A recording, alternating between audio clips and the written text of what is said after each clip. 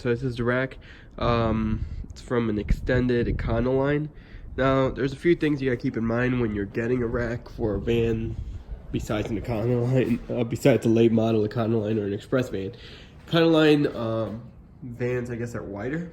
So they're like, this rack is 63 inches wide. If I would have gotten an express van rack, it would have been 58 inches wide, which would have worked too. It would have been further in. I kind of wanted an Econoline rack because then the rack is about the width of my van, where an express van rack would have been a little bit narrower. Still would have worked fine.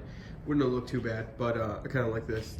Now, I also, well, I found this one, which is why I got it, but I wanted to get an extended van rack because the extended vans have 3 of these on each side, so it's 6 total, where the non-extended ones only have 4, 2 on each side.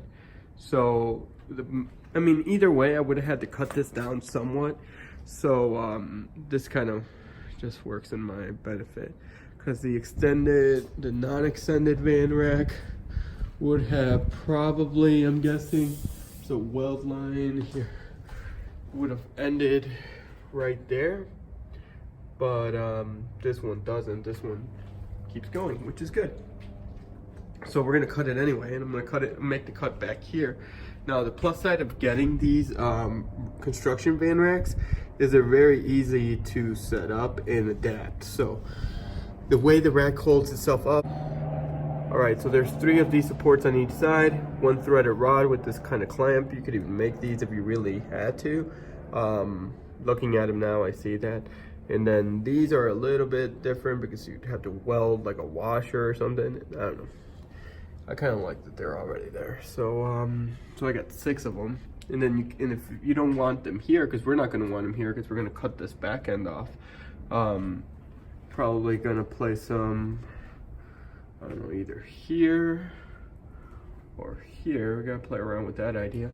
Yeah, so I mean, you can just, it's easy to reinstall. We just need to re-drill 3 holes, 1 for the threaded rod and 1, 2 for this U shape, so 3 total. So it's pretty easy to adapt if we needed to. Now, how much are we gonna cut it is a question, because as you can see, it's pretty long. You saw some video of when we picked it up. It looked a little goofy, but it made it home. It was fine. So let's see. So first of all, the front, ideally, we'd probably want to cut it right around here, in my opinion. If we cut it there, then let's see where we're at back here. Then we'd be there, probably gonna slide it forward. I think that's where we want our cut to go. Now, you might be looking at this and being like, why did you get one with bent bars in the front and the back? And the truth of the matter is, it doesn't really matter that they're bent, because I can always, back to this being like really accessible, I can just pull these bolts off on both sides and then pull those out. So that actually works out pretty good. If I didn't cut them in half, and then replace them, which I might do, replace them with the non-bent ones over there in the other section. So first of all though, we need to decide how short we're gonna cut this. Now also, as far as the top of the rack, we gotta figure out this pattern. I kind of wanted to have a kind of an inclined back. So if we cut here. All right, so we're gonna get cutting in a minute. Before we get cutting, I gotta support this rack so it doesn't tilt. Because if I cut that back support off, then the front is gonna wanna come down. So I'm gonna put a ratchet strap from the carport there, holding that up, and then begin to slide it back, and then decide where we're gonna re-drill some of the support mounts. So let's see what this all looks like.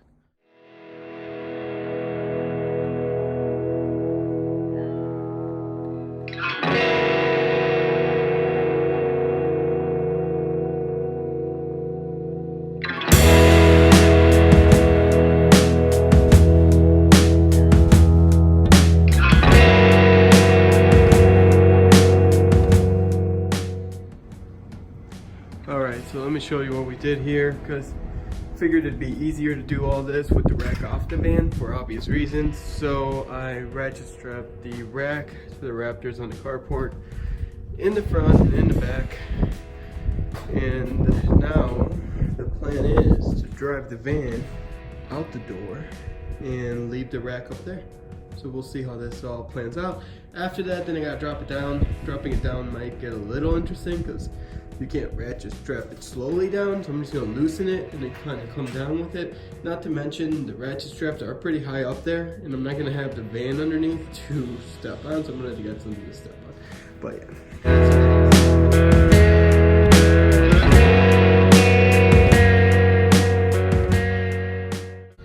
All right, so now we got the rack up there and the van over there. So now we need to get the rack on the floor so we can cut it and do whatever we need to do with it.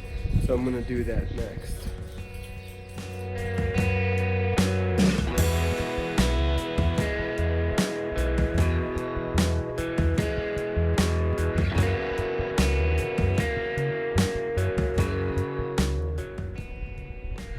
All right, so now that we got the rack on the floor, I'm gonna cut it. Now, based on when it was in the truck, we said we're gonna cut it behind the weld lines. So let's see where, well, doesn't, oh yeah, by the way, the weld lines don't really matter because the weld lines are in the front on this side, right here. I don't know if you guys can see them. They're there, and they're in the back on this side, so it truly does not matter which side we cut it on. Unless we cut a little bit off the front and a little bit off the top, but I kind of want to keep the front having this kind of round pattern that the rack kind of comes with. But what it does allow me to do is decide where we're gonna cut, like as far as if we want to keep kind of the pattern as far as, because my plan was maybe cut it here, kind of keep the, oh sorry. My plan was to cut it here so that when you look at it, it would have kind of a tapering off, like a 45-degree angle, kind of give it a little bit of a cleaner cut. Cut this down straight, obviously. I'm not gonna mess with that, but let's see. So let's see what this other side looks like. Go 2 over from here. And then we have it all the way over here, and then we'd have to cut this here, which would be fine too, except I think, well, they're both the same. They're right in the middle. Well, this one's right in the middle. That one, wait, no, that one isn't. So let's go and cut on this side. We'll mark it on both sides, and we'll do our cut. We're gonna cut it with the grinder, and we'll cut to that in a second.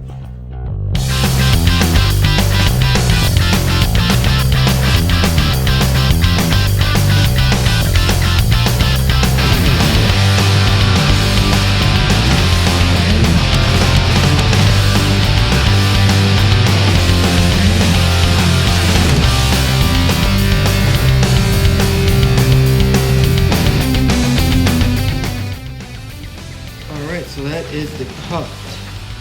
Left a little bit of overhang. Might be able to sneak those mounts back here. Because if I can, I have 1, 2, 3, 4, 5, 6, 7. If I can distribute the weight more on the scale. Otherwise, I'll just go there, which is fine. It's not that big of a deal. Definitely has the angled look I was going after. So it kind of looks like it's about to take off, and then the front is round.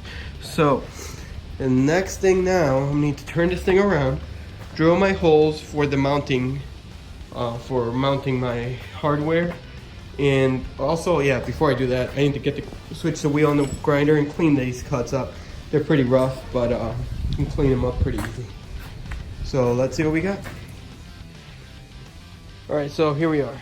Cut the extra rack off, angled it kind of how I was thinking it would look cool, and then I also re-drilled, so this was already here, but I need spots to mount the rack here, and I need one here. I'm gonna use the original one in the front. So we have 3 on each side, we have 6, and now the rack is shorter. Let's see, I don't know how much shorter, probably like 3 feet. If you look carefully over there by the wall, we have the pieces we cut out. They're about 3 feet. So now we're gonna mount it on the van and see what it all looks like. This time around, got Diego to help me. We don't have to ratchet strap it to the roof.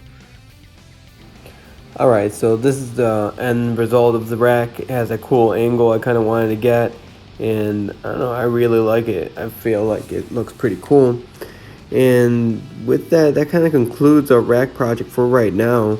Once spring hits, we are going to look at adding some kind of floor to be able to sit on the top and stand and kind of do stuff up there. For now though, winter weather has kind of begun to set in here in Chicago, and we're going to take a break from working outside for a little bit. I'll be posting some cruising videos later on this week, and hopefully work on some two-wheeled bicycle projects in my heated basement. That is, unless the weather shifts back to at least the 40s or so, in which case we'll go back outside and keep working on some of the projects out there. Thanks again for following along. This past weekend we did hit a big milestone. We got 100 subscribers. Thanks for watching and staying aboard. And if you are new, join the wave and subscribe. Hit the bell to follow along. Until next time, I'll be seeing you guys. Thanks.